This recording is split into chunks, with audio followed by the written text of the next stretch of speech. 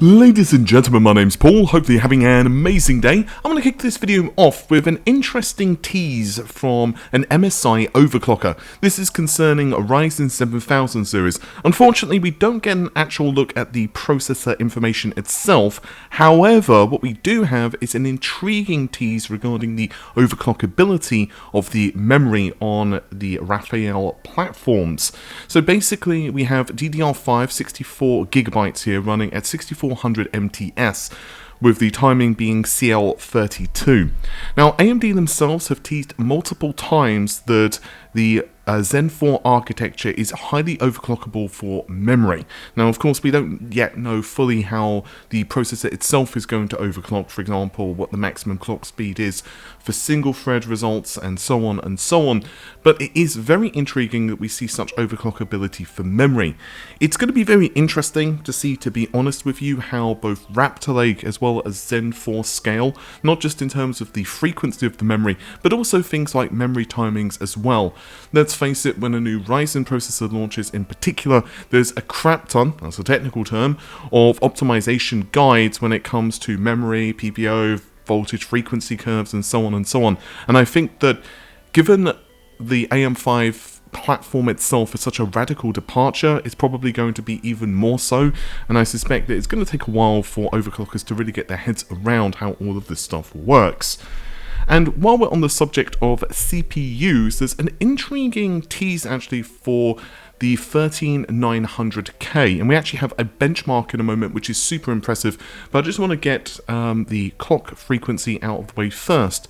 So a Beidou user by the name of Xiao Hyun, hopefully I've pronounced that correctly, I've probably butchered it, if so I'm apologizing, but basically they have managed to get an early sample of the 13900K. Now, as always, you should remember that, of course, this is not necessarily indicative of final retail quality. This appears to be a 13900K, which is ES2, so it is not quite retail, and that's putting it mildly, but it's 6 GHz, and this is running at 1.546 volts. You can also see that the result here of performance is pretty impressive, basically 976 points in CPU-Z for single thread, which is very impressive. They also mentioned that there was no exotic cooling solution, so basically this is not achieved with like liquid nitrogen or anything like that, and they mentioned it's basically just an AIO cooler. So that's actually a pretty good sign. I still assume that it's going to require a crap ton of power though for the average user to be able to increase these kind of, to achieve these kind of clock frequencies. But basically, yeah, we are hitting a clock frequency which just a couple of years ago would have been, well, let's just say a pipe dream for many.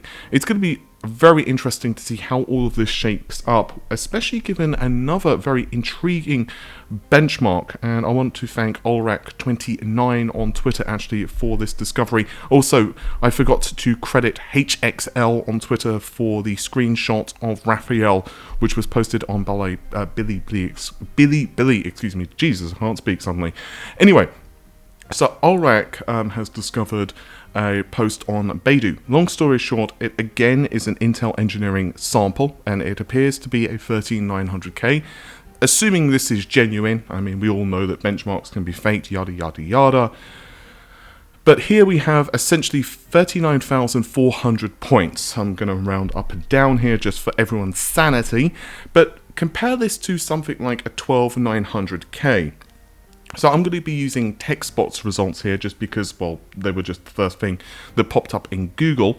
And utilizing DDR5 6000 MTS memory, their result is around 27,400. I don't have my results up to hand right now because I'm not actually at home.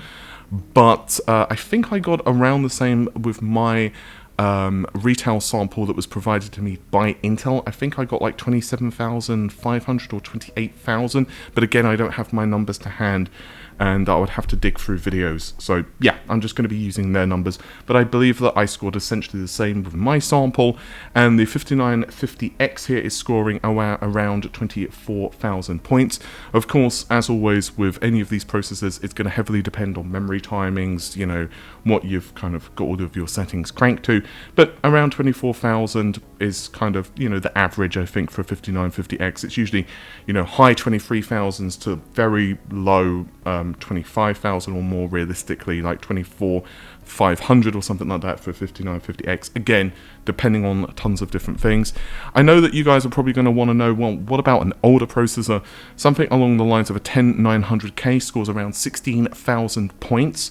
So to put this into some level of context, if you were to jump from something like, I don't know, a 10900K to the 13900K, you're well over doubling your performance. In fact, at least in this particular benchmark, you've essentially got twice the performance of the 5900X. I want to stress, though, that of course this is just one benchmark, and again, it is not indicative of like a plethora of different benchmarks. And again, we also, at least right now, do not know how it's going to compare against Zen 4. I'm suspecting that it's going to be an intriguing comparison between the two processors. And the last thing, the final thing that I want to discuss today actually concerns AD104. And it has the board number currently of PG141 SKU331. So AD104 features 7680 FP32 units running at 21 Gbps with 12 gigabytes of GDDR6X memory, as you can see here from a tweet from Kopati7 Kimmy.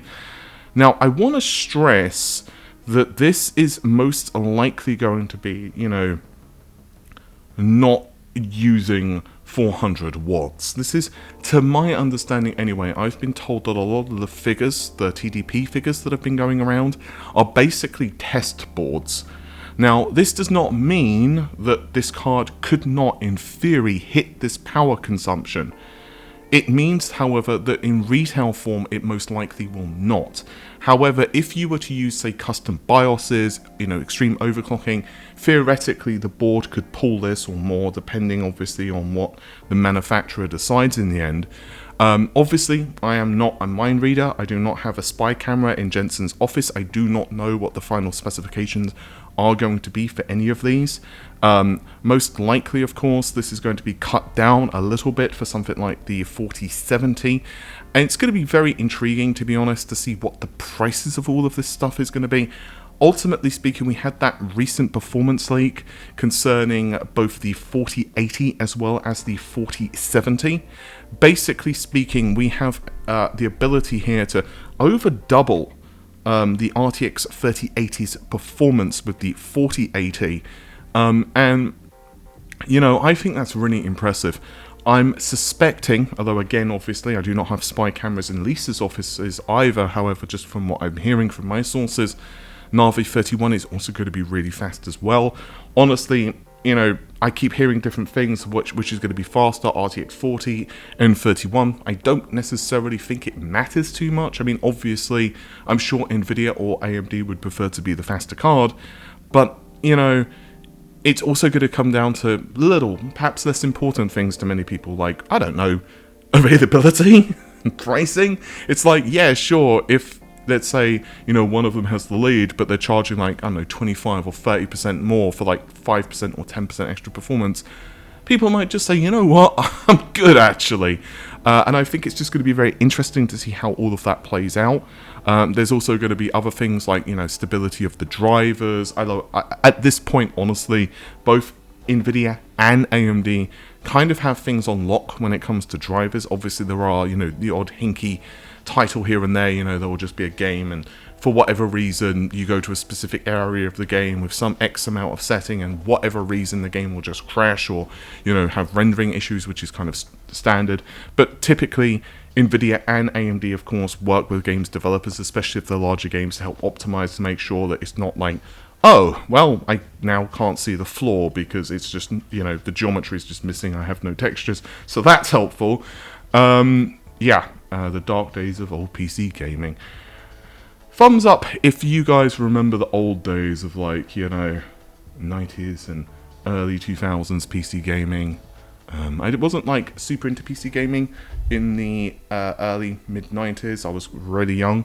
I had a friend that did have a PC back then, and same thing into the into like the mid 90s. I didn't get a PC I think until like 98, 99. No, I think it was like 98. And even then, it could have been kind of a pain in the ass with Windows 98 with some of the configuration issues. But yeah, that's a story for another day, guys. Hopefully, though, you have enjoyed this video. With any luck, well, I'll see you guys at some point soon. Take care of yourselves. Have an amazing day. Bye for now.